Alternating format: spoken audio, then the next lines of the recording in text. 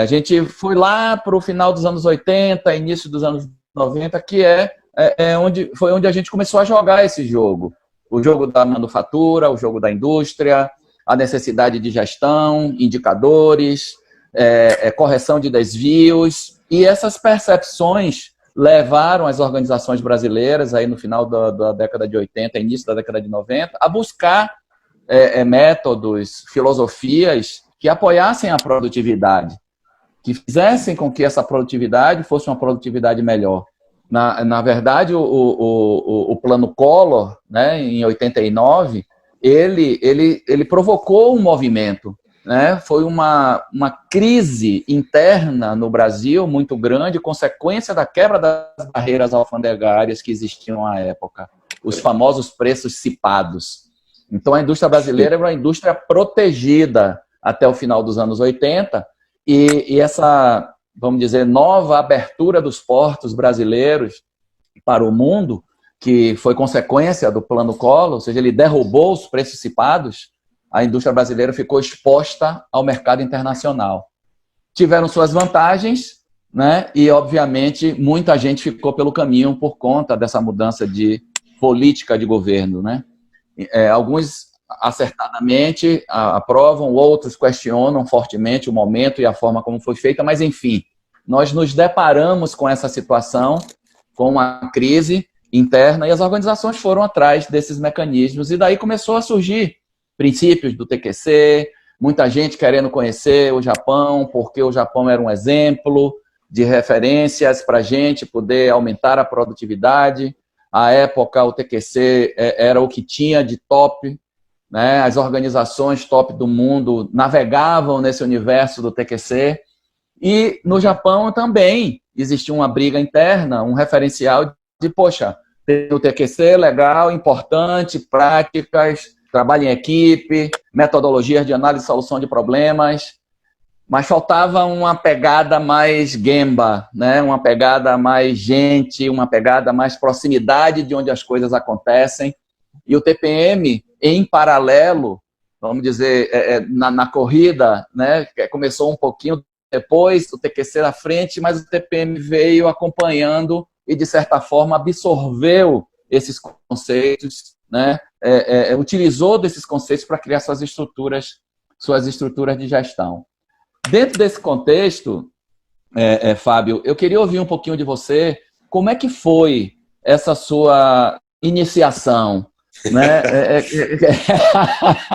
Dizem que a primeira vez a gente nunca esquece, né, parceiro? Então, vamos lá. Me conta um pouquinho, nesse contextozinho, como é que começou essa história lá com você? Bom, eu vou voltar um pouco, se eu errar vai ser por pouco tempo. Em 95, 96, eu estava em Minas Gerais, estava em Vespasiano, eu era gerente de manufatura de uma fábrica de detergente em pó, era mais novo, o bebê mais novo da Unilever, e eu fui convidado a assumir a gerência geral da fábrica de Anastácio, em São Paulo, como eu falei. Então, saí do interior e voltei para a capital, e o que me venderam, que a fábrica de Anastácio ia ser sopa no mel. Já tinha TPM implantado. Anterior à auditoria de ISO. E o que eu vi foi um negócio muito engraçado. Todas as impressoras cuspindo papel. Assim, todo mundo nos computadores, todo mundo cuspindo papel, e era procedimento para cá e para lá. E na semana seguinte, tinha a visita do consultor da JIPM, o Yamada-san, né? E também a mesma coisa, todo mundo pintando a fábrica, arrumando, botando painel e tal.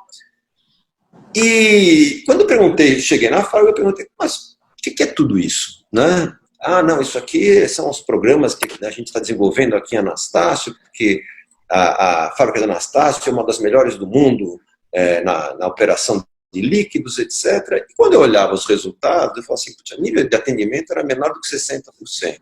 Eficiências baixíssimas, uma fábrica degradada.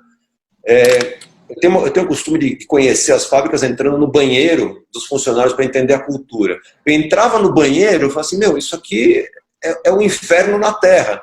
E não batia muito. Então, o que eu percebi? Primeiro, que a turma estava fazendo entre milhões de aspas, TPM, isso, porque estava no plano de trabalho do nosso diretor. E aí, como estava no plano de trabalho do nosso diretor, estava no plano de trabalho de todo mundo. E se não fizesse, ferro, né? E havia, para quem trabalha em multinacional, havia, por exemplo, na Unilever, um ranking das fábricas, métricas para comparar que fábrica era melhor que a outra, assim, etc. E com toda sinceridade, o que menos havia ali era transparência, né? Então havia a fábrica de Anastácio no papel e a fábrica de Anastácio na realidade. Então eu estou falando de realidade virtual em metade da década de 90, como a gente era avançado, né? Então, assim, eu fui suavemente introduzido ao TPM com a seguinte cobrança: essa fábrica tem TPM, essa fábrica é uma fábrica de classe mundial, só que não entrega. Toma que o filho é seu. Simples assim, entendeu? E aí eu falei, bom, caiu no meu colo, e aí eu comecei a ler, entender, estudar, comecei a fazer pergunta para cima, que era mais importante, né? Cheguei para o meu diretor e falei, por que nós estamos fazendo isso? Por que é importante TPM? Por que a gente quer ISO? Por que a gente quer isso? E curiosamente, é muito interessante, curiosamente, às vezes não vinha a resposta de cara. Aí a pessoa fala assim, posso consultar os universitários? Ou seja, posso pensar um pouco? E voltava. E quando voltava, o que eu percebi? Lá em cima havia muita clareza do porquê. Só que essa clareza ia se perdendo ao longo da cadeia e no final se traduzia em tá no meu plano de trabalho. E Fábio, então, me permita. Pois não. Os sábios dizem que o que modifica o mundo não são as respostas, são as perguntas. É verdade. Estava no caminho certo. E o que eu percebi, o Canário e todo mundo que está com a gente aí, foi o seguinte: a gente entra, se não tomar cuidado, entra num piloto automático, sem se questionar. Porque a fábrica que eu tinha lá não era a fábrica que me vendeu, e não era a fábrica que estava se vendendo. E as pessoas, o importante era se preparar para a visita do consultor, o importante era passar na auditoria. E a questão do negócio, que era a sobrevivência do negócio, o importante era eu ter minhas 5 estrelinhas no plano de trabalho. E isso me incomodava muito. Então foi assim que eu comecei. Perfeito, Pedrão. Perdão, Fábio. Não, Fábio, tá tudo certo. Você contou uma historinha do seu indicador preferido, né? Que era a ida ao banheiro. Da produção, o banheiro da galera. Né? Eu faço isso até hoje. Rapaziada. Pois é. Há uns 15 anos atrás, a gente já perdeu um pouco a noção do tempo, né, Pedro? A gente falava em anos, agora a gente fala em décadas. É isso aí. Eu li uma entrevista do presidente da Honda Mundial, falando sobre motivação, falando sobre indicadores e práticas que a Honda utilizava para aferir a motivação das equipes de trabalho. E conversa vai, conversa vem, altas teorias, altas perguntas. E no final dessa entrevista, ele pediu para falar alguma coisa, que ele absolutamente era um crente desse processo, ele se apoiava nas orientações que os psicólogos, que a galera dos recursos humanos oferecia para ele, mas ele não abria mão de, em todo local da Honda, no mundo que ele chegasse, o primeiro local que ele visitaria era o banheiro dos funcionários.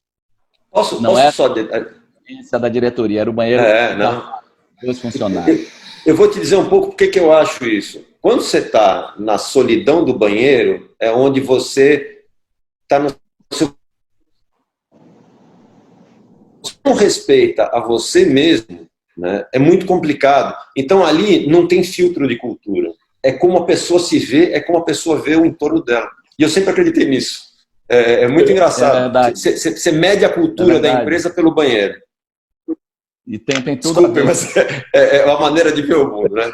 E perfeito, isso é sabedoria, companheiro. Com certeza. Obrigado.